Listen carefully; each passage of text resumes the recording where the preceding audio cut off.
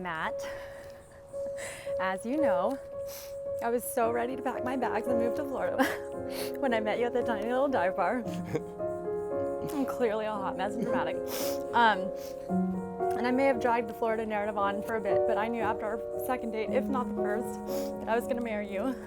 Even telling one of my friends after only a few short weeks that you were the one.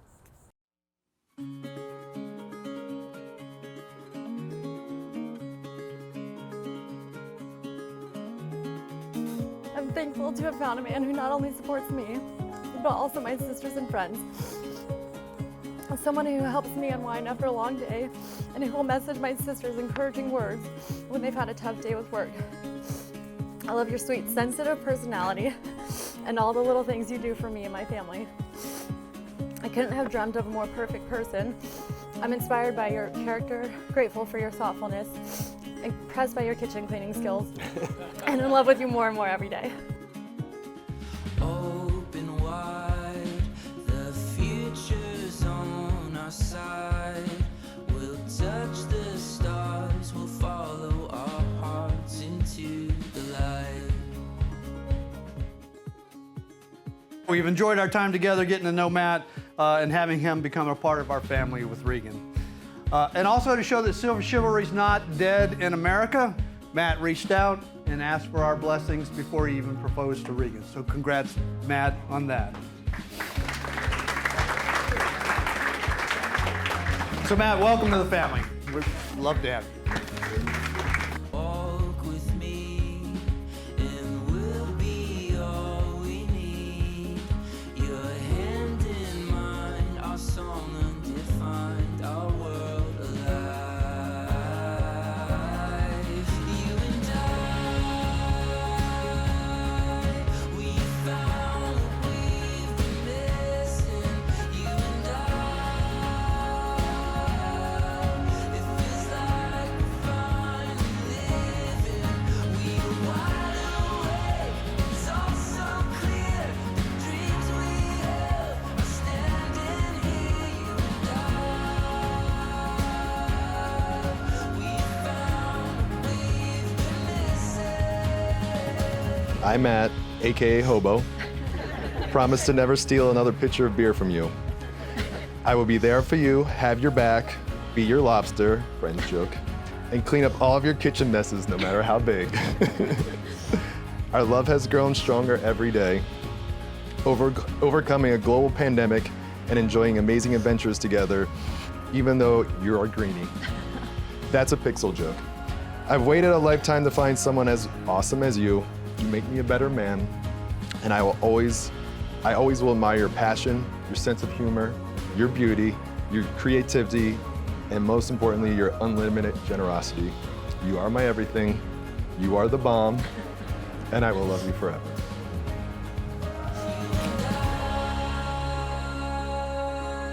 We have found what we've been missing. You and I,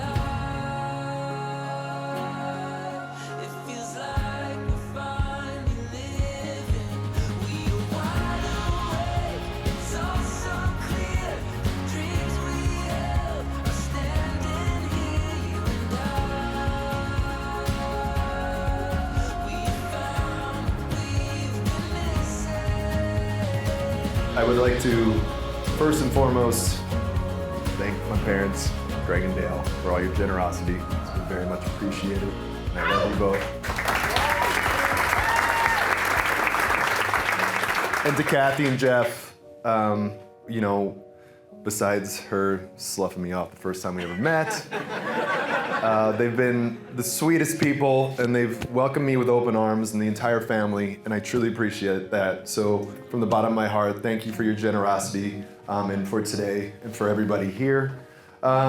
You know, I would just like to say we are deeply moved that all you came from all over the country to be with us, you know, especially during normal times.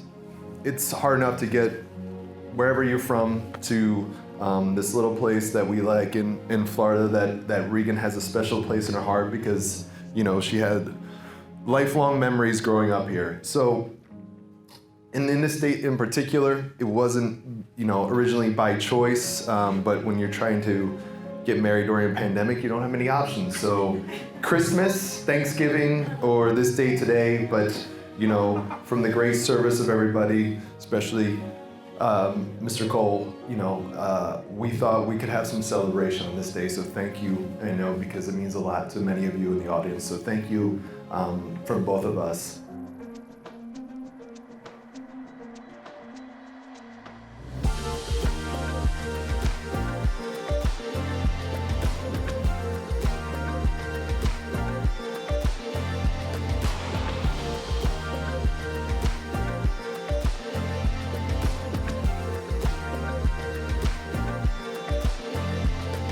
So Regan and I have known each other since freshman year of college back at San Diego State, and I like to think that I'm the longest relationship she's had. Longer than that, just saying. Not longer than a couple days. When I first met her in passing in the dorm rooms, she was this mysterious, what I thought was an introvert girl. She was always in her room studying and never hung out with any of the dorm mates until I stuck my way into her inner circles and we quickly became close friends. We would later travel the world together, whether it was drinking cheap wine in Spain, in a crappy hostel, or sleeping in a tiny tent in the Andes, which Regan was the one that always planned all those things, so thank you, Regan. Regan was always the adventurous one. So over the years, I had to move away, but we'd always chat over the phone. And often one of the primary topics were how terrible our dating lives were in our mid-20s. We would complain and never care to share the name of the guys we were seeing. We'd always nickname them based off of how we remembered them. And so one day she tells me about this guy named Hobo. Of course I asked why the nickname. That's not a good sign so far. And then she explained how when they first met he had beer all over his shirt. Classy. And then on top of that he tried to steal her beer. Very true. With the nickname Hobo, I obviously didn't know how this was gonna go, but Hobo would come up over and over again. So eventually she was like, okay, well, you have to meet Hobo now. And AKA Matt. I learned his name eventually. And then we went on a birthday trip to Canada. It was Regan's birthday. We were gonna all hang out in Canada together for a hiking trip. I was a bit nervous because she told me, in the past how Matt would take her out to these nice restaurants, drink all this fancy wine, and he would drink all these fancy martinis and lived in Manhattan Beach. I wasn't sure if he was going to cut it in our hikes through the Canadian Rockies. He seemed a little too high maintenance. Just a little bit, though.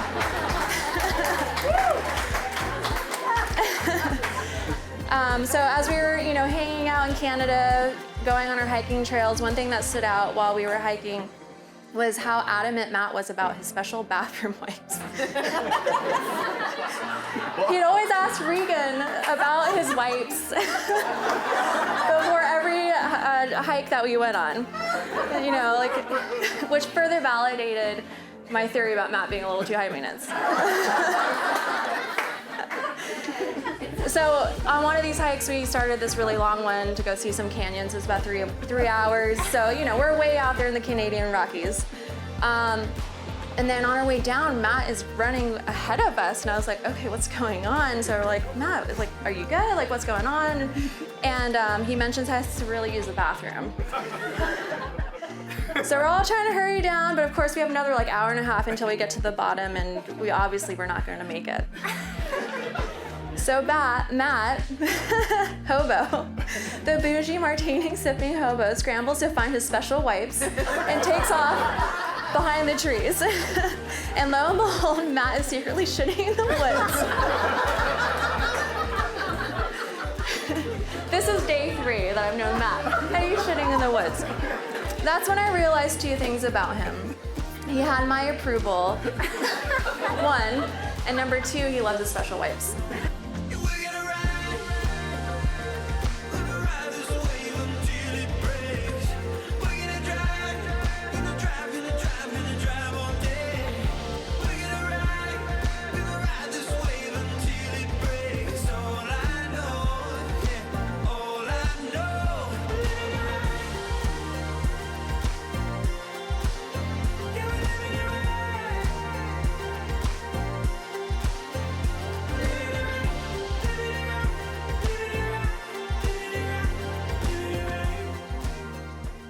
let me just take 5 minutes to defend special wipes. They will save your life. House graham. House graham. These are our words. Special wipes will save your life. As many of you know, Matt is a competitive person, but not at anything real. No. He's competitive at low-stakes leisure sports, and on occasion, exclusively the 1980s version of Trivial Pursuit in which the Soviet Union is still a country. That's right. Matt graduated from Georgetown over 20 years ago, and still he remembers the question that cemented a multi-round Trivial Pursuit throwdown that dragged on until 2 in the morning. Matt, who is the captain of the USS Enterprise? James C. Kirk. That's right. Thank you. Thank you. When Matt lived in New York, he went so hard in the paint at flag football that he permanently injured his finger, and he still needs to do finger exercises to prevent swelling much of the time. Regan knows what I'm talking about. Just goes like this. That's right. That's right. And once upon a time, at our childhood home in Pennsylvania, he got so mad that he lost at one-on-one basketball that he ran 3 miles in the other direction before dinner. Just kidding. That was me. Matt beat me. He did. So our family has a problem. We have a big problem. Here you go, Your Majesty. Here you go, Your Majesty. Well, I think, Jeff, you definitely learned this, but maybe you didn't. Maybe Matt was on good behavior, but he does often save this low-stakes energy for his favorite pastime, golf, where he's thrown as many temper tantrums as John McEnroe and is set to breaking, either intentionally or unintentionally, more clubs than I can count. But here's the special thing. If you know Matt well, you do know that when he's really dialed in, he starts to refer to himself in the third person. Come on, Matt. Come on, Matt. Shot goes to the left. Come on, Matt! He mutters it to himself, like a coach has been living with him this entire time. So you can imagine my horror. When Matt and Regan started to get serious, I was kind of worried for him when they invited me to join them for beach volleyball. And I think a lot of you know that they love beach volleyball. It's kind of like church for them. And I was happy to go, but I thought it was only a matter of time before a wayward shot would lead to some bickering between people that would get way too intense. And no less than 5 points into the first game, Matt referred to himself in the third person. It was inevitable. But this is how I knew Regan was special. She was unfazed. She was like, yeah, he referred to himself in the third person. It's fine. An argument broke out about whether a ball was in or it was out. Regan was like, who cares? I accept him for who he is. Which is a child, by the way.